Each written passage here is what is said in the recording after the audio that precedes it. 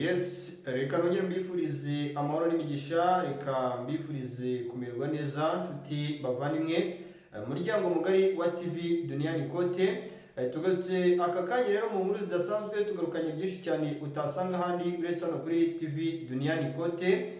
Ni byinshi biba biri kuvugwa ndetse kandi ni byinshi biba biri kugenda bigaragara ku isi muri rusange, ariko twebwe twibanda ku butaka bw'igihugu cy'u Burundi ndetse kandi tukibanda ku butaka bwa Repubulika Iharanira Demokarasi ya Kongo, tukababwira uko situation ihagaze. Ubutaka bw'igihugu cy'u Burundi rero ibyabwo bikomeje kuba agaterera nzamba ka nyina wa nzamba, ariko nyamuneka ikibabaje kandi giteye agahinda nuko leta y'igihugu cy'u Burundi itari kureba ibibazo ifite aka kanya, ngo ahubwo irangariye ku bibazo biri kubera muri Repubulika Iharanira Demokarasi ya Kongo. Ni bya bindi ngo umugabo yagize ubwoba cyangwa se yagize ikibazo iwe mu rugo, aho kugira ngo agikemure ahubwo ajya gukemura iby'abandi kandi niwe byamuzambanye. Ni bya bindi ngo umugabo inzu ye yarahiye arahunga ajya kuzimya iz'abandi, agarutse asanga iwe byakomeye. Nibyo navuga yuko Perezida Evariste Ndayishimiye ari gukora, kuko nk'ubu biravugwa ndetse biranemezwa bishingira ku bimenyetso simusiga biba byamaze kutugeraho yuko leta y'igihugu cy'u Burundi ibyacyo bikomeje kugenda bikomeranise kandi binaba ihurizo. Ni Perezida Evariste Ndayishimiye rero aka kanya biri kuvuga yuko ishyaka rya CNDD-FDD aka kanya ryamaze kugaragaramo icyoho gikomeye. Bamwe mu bayobozi batandukanye turi buze kugarukaho bari hagati mu ishyaka rya CNDD-FDD batangiye gutanga kandidatire zo gusezera mu ishyaka rya CNDD-FDD. Ni nyuma y'uko Perezida Evariste Ndayishimiye ngo akomeje kugenda afata icyemezo cyo gufata ku gakanu cyangwa se guhana bamwe mu bari gukeka yuko ngo bafite umugambi ukomeye cyane wo kumugambanira mu ishyaka rya CNDD-FDD. Ni kudeta ikomeje kugenda ivugwa mu gihugu cy'u Burundi. N'ubu tuvugana Perezida Evariste Ndayishimiye biravugwa ndetse kandi biremezwa yuko nyuma y'uko yaketse yuko hari kudeta yari yapanzwe kuri ino tariki, ndetse kandi ngo mu masaha yo kumanywa saa sita rwose Perezida Evariste Ndayishimiye ngo yapangiye kudeta idasanzwe. Iyo kudeta rero yari gukorwa gute? Ayo makuru turayinjiramo tuze kumenya uko bihagaze muri rusange. Tukiri ku ruhande rwitwa Perezida Evariste Ndayishimiye, turagaruka ku ruhande rw'uko ngo FARDC ikomeje guhamagaza Perezida Evariste Ndayishimiye imubwira yuko abasirikare be ba FDNB abenshi muri bo bakomeje kwanga guhangana n'umutwe wa M23. Ni nyuma y'uko umutwe wa M23 habaye ibitero bidasanzwe za Arimba mu marembo y'umujyi wa Shabunda. Bivuga yuko rwose ari mu marembo yo ku muhanda wa National 5 icyitwa Barundi. Umutwe wa M23 uri kuva za Kabugo uzamuka mu mihanda ya za Arimba wegera za Shabunda rwose, ngo abasirikare b'Abarundi bamaze kumenya amakuru yuko uyu mutwe ufashe decision yo kwerekeza muri bice. Bamwe mu basirikare b'Abarundi bafata umwanzuro cyangwa se icyemezo cyo guhunga urugamba. Birumvikana yuko rero icyo ari ikibazo gikomeye cyane ku butaka bw'igihugu cy'u Burundi, gikomeje kugenda kiba ihurizo uko umunsi ugenda uza haza undi. Turagaruka kandi nanone mu yandi makuru tukiri ku butaka bw'igihugu cy'u Burundi, turaza kugaruka ku cyitwa ibibazo bidasanzwe bikomeje kugenda bigaragara mu gisirikare cya FDNB. Ndagaruka mbabwira ibyabereye ahitwa Gomba muri Uvira, icyitwa igisirikare cy'u Burundi. Abasirikare b'Abarundi bagera kuri 4 bahasize ubuzima. Ni nyuma y'uko igisirikare cy'u Burundi cyisubiranyemo n'igisirikare cya FARDC, bikavuga yuko iki ari ikibazo gikomeje kugenda kigaragara mu gisirikare cy'u Burundi, ndetse kandi igisirikare cya FARDC ubwisubiranimo bukomeje kugenda bwiyongera. Akaba ari nayo mpamvu ngo umutwe wa M23 biri gukekwa yuko wamaze no gushyika mu mihanda yitwa za Rugurure n'ayitwa za Ruvungi. Biri kuvuga yuko bamwe mu basirikare b'Abarundi bari gushinjwa gutanga amakuru ku ruhande rw'umutwe wa M23. Ese abasirikare b'Abarundi baratanga amakuru ku mutwe wa M23 gute? Abarundi bari gushinjwa yuko ngo bari kugenda bahunga uduce twinshi dutandukanye two muri za Uvira, ndetse bagahunga ibice byinshi bitandukanye bya Sud Kivu. Ariko ngo mu makuru Abarundi bari guhereza ibukuru bari kubabwira yuko bafite amakuru yuko uyu mutwe wamaze gupanga operasiyo zo guca ku muhanda w'International 5 uva za Bukavu werekeza za Uvira hariya za Kavimvira na za Runingo. Uyu muhanda rero bikavuga yuko uruhande rw'igisirikare cy'u Burundi ibice bya za Runingo bari kwanga kwerekezayo, bikanavuga yuko ariyo mpamvu FRDC yamaze gufata umwanzuro yuko umujyi wa Uvira nibuza agomba kugaragaramo abasirikare 30% by'abasirikare b'abarundi ugereranyije n'uko abarundi bari bamaze gufata icyemezo cyo kwirindira umujyi wa Uvira. Ibyo ni ibibazo rero bikomeje kugenda bikomeretse kandi binaba ihurizo. Tukiri ku ruhande rw'igisirikare cya FDNB na FRDC, abasirikare batawe muri yombi, turaza kubabwira amazina yabo bashinzwa kugomora abasirikare bagenzi babo. Harimo abafite amapeti ba kapiteni bagera kuri 2, ba liyetona bagera kuri 3, Rutayisire Nsanzineza Patrick, uwitwa Rutayisire Emmanuel yatawe muri yombi, abitwa ba Faustin Ndigabo batawe muri yombi. Abo ngabo nabari ba operation commanders b'abasirikare b'Abarundi bari hara mu bisagara bya Sud Kivu. Ubona yuko rwose ibintu bikomeje kugenda biba bibi ku ruhande rw'igisirikare cy'u Burundi, ibintu bikomeje kugenda bikizambana uko umunsi ugenda uzaza undi. Turagaruka mu misozi yo muri Uvira, abasirikare b'Abarundi bamaze gukurwamo 100%. Ahitwa Kitara, Kirungu, Mwange na Munanira nta musirikare mu Burundi uri kuhabarizwa. Abasirikare b'Abarundi bari ahitwa za Kavimvira, bari ahitwa za Kawezi, Runingo naho nabahari, kuko biravuga yuko ngo mu gihe agace ka Runingo abasirikare b'Abarundi baba bakomeje kuhagaragara, igisirikare cya FARDC kiri kwikanga yuko Abarundi bashobora kugira ubwoba bukomeye, bakaba bagira gute batanga ibice n'ubundi ibice bifitwe na FRDC muri Uvira. Ariko nanone iyi ni Uvira navuga yuko ikomeje kugenda igaragaramo ikibazo kidasanzwe, ndetse kandi ikibazo gikomeje no kugenda kiba ihurizo. Buri muntu wese avuga ati mu gihe ibintu byari bikomeje kugenda gutya rwose FRDC iri mu mazi abiri, ndetse kandi biranakomeye cyane. Kandi koko biranashoboka ko cyane igisirikare cy'ubundi cya FDNB cyanagambana, kuko nk'ubu bamwe mu basirikare b'Abarundi njya mbona baripotinga abafashwe na M23, bamwe muri bo Perezida Evariste Ndayishimiye yanze no kubakira, baripotinga yuko ngo Perezida Evariste Ndayishimiye yanze kugira gute kubakira, ndetse kandi bakanavuga yuko ngo akenshi ngo FRDC buriya FDNB bafite ikintu cyitwa ingengabitekerezo, ariko hajya ku ruhande rwa Perezida Evariste Ndayishimiye agashinzwa yuko abasirikare bakomoka mu bwoko bw'abatutsi aribo boherezwa mu gihugu cya Kongo kujya guhangana ngo na bene wabo, nk'uko we abyita ngo ni bene wabo.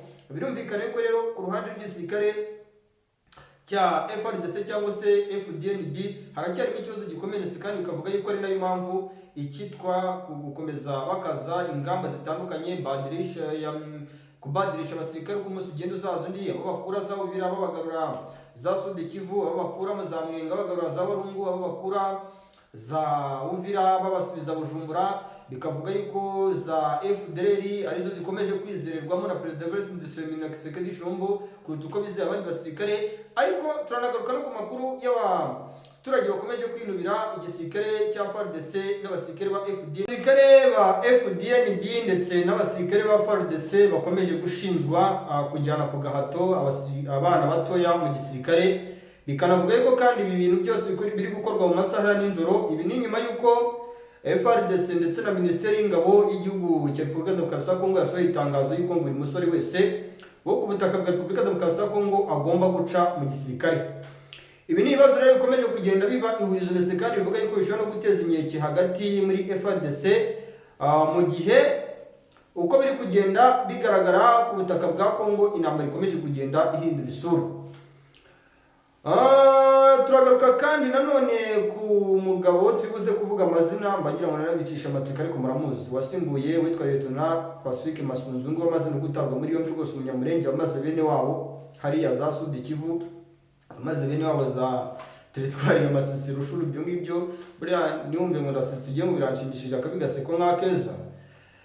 Biravugwa yuko rero uyu mugabo yazamwe muri Warikare nyuma yuko n'ubundi FRDC ikomeje kugenda icura imigambi ikomeye cyane yo kugaba ibitero ku mutwe wa 23 muri Warikare. Ibi kandi bigakorwa nyuma yuko hari n'uduce two muri Warikare bivuze kubabwira twigaruwe n'umutwe wa 23 nyuma y'imisozi nka za Muriri, Ntoto, nyuma y'imisozi ya za Kalonge muri Warikare imaze igihe iri kwibikaho n'umutwe wa 23. Turagaruka kandi nanone ku misada idasanzwe y'abasirikare b'abarundi bivuga yuko bamaze gushyitswa mu bice bya za Warikare, ariko ahantu babashyize nyamuneka babashyize mu mashyamba ngo arimo ikintu cyitwa inyamaswa ziteye ubwoba rwose, hari mu mashyamba ya za Osokare na za Roba muri Warikare.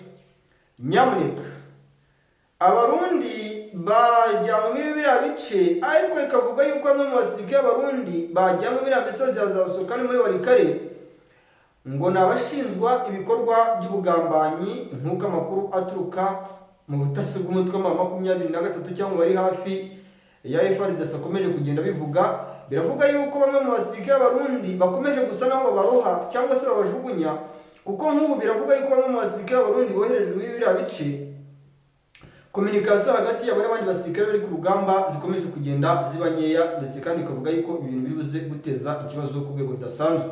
Bikavuga yuko bamwe mu basirikare b'abarundi boherejwe muri misozi ya za Osokare cyangwa ari amashyamba ya za Roba, hari hafi y'imihanda ya Garute Nationale 3 mu byerekezo bigana hafi y'umuhanda RP 1015 uva hitwa za Osokare umanuka mu mirambi yitwa za Busisi n'ahitwa za Nyenzira, niho ngo abasirikare b'abarundi bazamwe.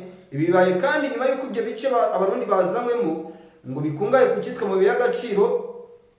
Bivuga yuko ngo uyu mutwe wa 23 ukomeje gusatira imisozi ya za Noto na za Muriri, ukomeje gusatira imisozi ya za Mayiwano, umutwe wa 23 wigarura ibice turibuze kugarukaho. Bivuga yuko iriya misozi 23 iri kuyishaka ku bwinshi. Turagaruka kandi nanone mu yandi makuru adasanzwe i Butembo, abasirikare ba FARDC FDNB zazanywe, n'ubwo ngo FDNB iri kwisuranamo na FARDC. Hari bamwe bari kuzanwa kuko biravuga yuko hari bamwe nababwiye abasirikare burijwe Antonov bavanwa Kivu y'Amajyaruguru mu bice bya za Warikare, abavanwe za Butembo, abavanwe mu bice byinshi bitandukanye byo muri Kivu y'Amajyaruguru b'abarundi. Bivuga yuko bashubijwe iwabo, hagahita hahindurwa hakazanwa abari bamaze igihe batozwa ndetse bafite n'amahugurwa akomeye bivanzemo aba FDLR. Urebe biravuga yuko abarundi ku bufatanye bukomeye na FDLR benshi muri bo bamaze gushyitswa mu misozi y'Ubutembo. Misiyo yazanye abasirikare b'abarundi, abasirikare ba FARDC n'izo za FDLR. Biravuga yuko ngo gahunda ihari no gufunga umuhanda Rubero Musenene uva muri ya mihanda ya za Limbongo uzamuka za Kishambiro werekeza muri ya misozi yegera za Masereke. Umutwe wa 23 ukomeje kugenda wataka cyangwa se usatira nk'intare mu buryo budasanzwe kandi budasubirwaho. Turagaruka kandi nanone mu yandi makuru adasanzwe, turaza kwinjira ndani mu gihugu cy'u Burundi, tubabwira icyitwa umunyamurenge ukomeje guhura n'ibibazo. Abanyamurenge bagera kuri 4 bishwe nabi by'agashinyaguro, niko navuga, n'icyitwa imbonerakure zo mu gihugu cy'u Burundi. Turabigarukamo tuze kubabwira uko situation ihagaze. Ni ibibazo rero bikomeje kugenda bigaragara mu gihugu cy'u Burundi. Ni igihugu cy'u Burundi gikomeje kugenda gishinzwa guhohotera bamwe mu banyamurenge babita ngo nabagambanyi. Ibi rero bikomeje guteza inkeke ndetse kandi n'ikibazo uko umunsi ugenda uzaza undi. Benshi bibazo batise ibi bintu biraza kurangira gute mu gihe byaba bikomeje bigenda gutya mu gihugu cy'u Burundi. Niba rero uze kugaragara situation idasanzwe cyangwa situation hatari sana, byose rero muba mugomba kubimenya. Mu budasa bwacu n'amakuru yacu abadasanzwe utasanga ahandi uretse hano kuri TV Duniani Code. Twibutsa cyane rero ndagira ngo dutangirire kuri bamwe mu basirikare b'igihugu cy'u Burundi biri kuvugwa ndetse kandi biri kwemezwa yuko batawe muri yombi. Harimo uwitwa Rutayisire Faustin, Rutayisire Emmanuel niba atari Faustin, hagati aho hakabamo uwitwa Ndigabo watawe muri yombi, hakabamo uwitwa Jemuve Kiza watawe muri yombi, hakabamo uwitwa Nzarinda Peter watawe. Uwa Nzarinda Peter biravuga ko afite ipeti rya kapiteni, nimwe mu basirikare baroherejwe muri misozi za Sud Kivu ashinjwa rwose ubungungu ashinjwa ubugambanyi hagati mu gisirikare cy'u Burundi ndetse n'igisirikare cya FARDC. Nyuma y'amakuru ashingiye ku butasi bwa Ane ndetse na Demiyape, aho bakomeje kugenda bavuga yuko hari bamwe mu basirikare b'Abarundi bakomeje kugambana. Ibi ni ibibazo rero ubona ko bikomeje kugenda biba ihurizo uko umunsi ugenda uzaza ndetse kandi bikanakomera cyane. Bikanavuga yuko mu gihe igisirikare cy'u Burundi ndetse n'igisirikare cya FARDC ngo baba bakomeje kugenda bakorana bagaragarwaho ikintu cyitwa kugambanana gukomeye. Bikavuga yuko igisirikare cy'u Burundi icyitwa amasezerano ari hagati y'igisirikare cy'u Burundi ndetse n'igisirikare cya FARDC ashobora kuba yasinyurwa tukabona igisirikare cy'u Burundi kisubiriye iwabo. Nyamuneka ibi bibazo rero ndayambabwiza ukuri ko igihugu cy'u Burundi abasenga mu gisengero kuko ibyacyo bikomeje kuba agaterera nzamba kanyina wa nzamba nyose mwene nzamba Perezida Evariste Ndayishimiye aka kanya tunajyanisha n'inkuru bivuga yuko ari mu dede bamaze gufata umwanzuro wo kubika impapuro zabo bagarika gufatanya n'ishyaka rya CNDD-FDD. Ni ishyaka rya CNDD-FDD rero rikomeje kuvugaho byinshi, rikomeje kuvugaho ibibazo byinshi uko umunsi ugenda uzaza undi. Ni ishyaka rya CNDD-FDD rikomeje kugenda riba ikibazo gikomeye cyane mu gihugu cy'u Burundi, aho abaturage benshi muri bo bari kuvuga bati Perezida Evariste Ndayishimiye twaramutoye atwemerera yuko azadufasha akatwubakira amashuri, atwemerera yuko ubukene bugiye gucika mu gihugu cy'u Burundi, atwemerera yuko inzara mu gihugu cy'u Burundi itazigera ihabarizwa. Ariko njye mbona nagerageza ati sinjya mubona yagerageje gusura igiturage. Ariko se buriya mu gihugu cy'u Burundi, ariko iyi nkuru reka ndeke kuyinjiramo cyane ndani ya ndani. Biravugwa rero yuko mu gihugu cy'u Burundi abaturage baho bakomeje kugenda binubira bikomeye, abaturage bateza Ruyigi n'abaturage bateza muri ntara y'Amakamba na za Rumonge. Uduce cyane nkunda kugarukaho ni natwo duce mba mfitemo amakuru cyane, ariko buriya n'amakuru yimbitse yeruye no mu zindi ntara zitandukanye hariya za Kirundo naho ndaza gukurikirana amakuru yaho nze kumenya ibyaho uko bihagaze, kuko mu gihugu cy'u Burundi abarundi bakomeje gutatabaza bavuga yuko Perezida Evariste Ndayishimiye akomeje gushyira igihugu cy'u Burundi mu kaga, ndetse kandi abaturage bo bavuga yuko mu gihe leta y'igihugu cy'u Burundi yari ikomeje kugenda yirengagiza ububabare agahinda abaturage bafite, Perezida Evariste Ndayishimiye ashobora kuba yakwisanga mu mazi abira, ashobora kuba yakwisanga mu mazi abira. Ndetse kandi bikavuga yuko bamwe mu badede bivuga yuko bari kwegura cyangwa bivuga yuko batangaje yuko beguye. Biravugwa yuko ngo aba badede bivuga yuko beguye, biravugwa yuko witwa Hakizimana Damascene ku ikubitiro ariho bakuyemo kandidati, ariho wubitse dokima yuko yafatanya n'icyitwa CNDD-FDD. Hakizimana Damascene bikavuga yuko rwose yari afite inshingano zikomeye mu ishyaka rya CNDD-FDD kandi akaba yaranamazemo n'imyaka myinshi. Bikavuga yuko uwitwa